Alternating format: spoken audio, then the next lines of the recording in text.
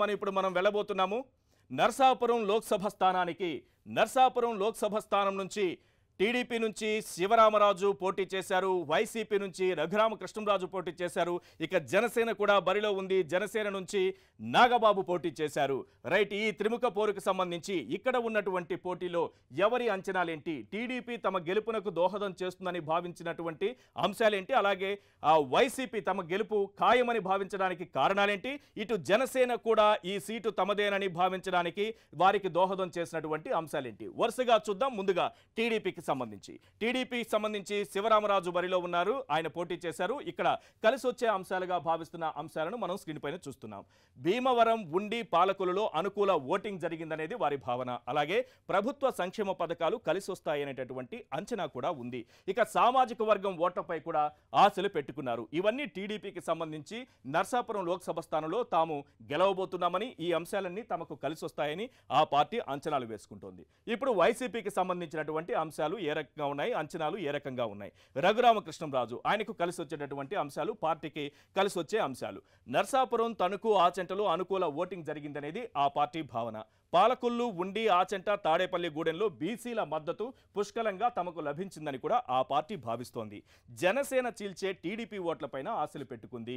జనసేన పోటీ ఇక్కడ ఉండటం వల్ల అది చీల్చేటటువంటి ఓట్లు తమకు కలిసి వస్తాయనేది వైసీపీ భావన. ఇటు టీడీపీ అటు వైసీపీ గెలుపుపై ధీమాతో ఉండడానికి కారణాలు మనం చూసాం. అదే సమయంలో జనసేన కూడా పోటీలో ఉంది, గెలుపుపై ధీమాతో ఉంది. జనసేన గెలుపుపై ధీమాతో ఉండడానికి కారణాలేంటి, ఎటువంటి అంచనాలకు ఆ పార్టీ వచ్చింది, ఒకసారి స్క్రీన్ పైన చూద్దాం. భీమవరంలో పవన్ పోటీ చేయడం తమకు కలిసి వస్తుందని ఆ పార్టీ భావిస్తోంది. యువత ఓటింగ్ ఎక్కువగా పోల్ కావటం కూడా తమకు కలిసి వస్తుందనేది ఆ పార్టీ భావన. నియోజకవర్గం అంతటా క్రాస్ ఓటింగ్ జరిగిందనేటటువంటి అంచనా కూడా ఉంది. ఇవన్నీ కూడా జనసేనకు కలిసి వస్తాయి. సో ఇటు టీడీపీ, వైసీపీ, జనసేన ఈ ముక్కోణపు పోటీలో, ఈ త్రిముఖ పోటీలో విజయం తమదేనని మూడు పార్టీలు భావిస్తుండడానికి కొన్ని కారణాలు స్పష్టంగా కనిపిస్తున్నాయి. అందుకే నర్సాపురం లోక్సభ స్థానంలో తామంటే తామే విజయం సాధించబోతున్నామని ఇటు టీడీపీ, వైసీపీ, జనసేన మూడు కూడా నమ్మకంతో ఉన్నాయి. వారికి కలిసి వచ్చిన అంశాలు, వారు ఆశలు పెట్టుకున్నటువంటి అంశాలు మనం స్క్రీన్ పైన చూసాం. ఆంధ్రప్రదేశ్లో ఎవరికెన్ని ఎంపీ సీట్లు స్పెషల్ డ్రైవ్ మనం చూస్తున్నాము. ఇది కేవలం పార్టీల అంచనాలు మాత్రమే, ఎలాంటి సర్వే కాదు, ఎగ్జిట్ పోల్ సర్వే మాత్రం కానే కాదు. పార్టీల అంచనాలు మాత్రమే, పార్టీలు వేసుకుంటున్నటువంటి లెక్కలు మాత్రమే. మరి పార్టీల అంచనాల ప్రకారం వారికి వచ్చేటటువంటి ఎంపీ సీట్లు ఎన్ని, ఎంపీ సీట్లకు ఎందుకింత ప్రాధాన్యం ఏర్పడింది, ఒక్కొక్క లోక్సభ స్థానం పరిధిలో ఉన్నటువంటి పార్టీల అంచనాలేంటి, లెక్కలేంటి మనం చూస్తున్నాం. ఇప్పుడు మనం ఒంగోలు లోక్సభ స్థానానికి వెళుతున్నాం. ఇక్కడ టీడీపీ, వైసీపీకి ఉన్నటువంటి అంచనాలేంటి, గెలుపుపై వారికి ఉన్నటువంటి నమ్మకాలేంటి. ముందుగా టీడీపీ నుంచి సిద్ధారాఘవరావు ఇక్కడ నుంచి పోటీ చేశారు, మాగుంట శ్రీనివాసులరెడ్డి వైసీపీ నుంచి పోటీ చేశారు.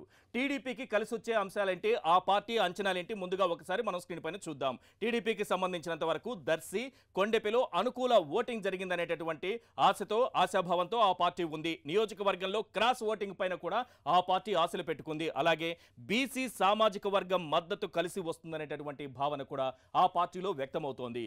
రైట్, టీడీపీకి సంబంధించినటువంటి అంచనాలు మనం చూసాం. ఇక వైసీపీకి సంబంధించిన అంచనాలేంటి, ఆ పార్టీ గెలుపుపై ధీమాతో ఉండడానికి కారణాలేంటి, ఒకసారి స్క్రీన్ పైన మనం చూద్దాం.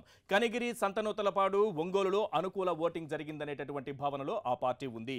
రెడ్డి, దళిత, ఎస్సీ సామాజిక వర్గాలు మద్దతుగా నిలిచాయనే నమ్మకాన్ని కూడా కలిగి ఉంది. అదే సమయంలో మైనారిటీ ఓట్లన్నీ తమ వైపే ఉన్నాయన్న ధీమాను కూడా ఆ పార్టీ వ్యక్తం చేస్తోంది. ఓవరాల్ గా ఒంగోలు లోక్సభ స్థానంలో ఇటు టీడీపీ అటు వైసీపీ రెండూ కూడా పోటాపోటీగా గెలుపు తమదంటే తమదే అంటున్నాయి. ఆ పార్టీలకు ఉన్నటువంటి అంచనాలను మనం ఇప్పటి వరకు స్క్రీన్ పైన చూసాం.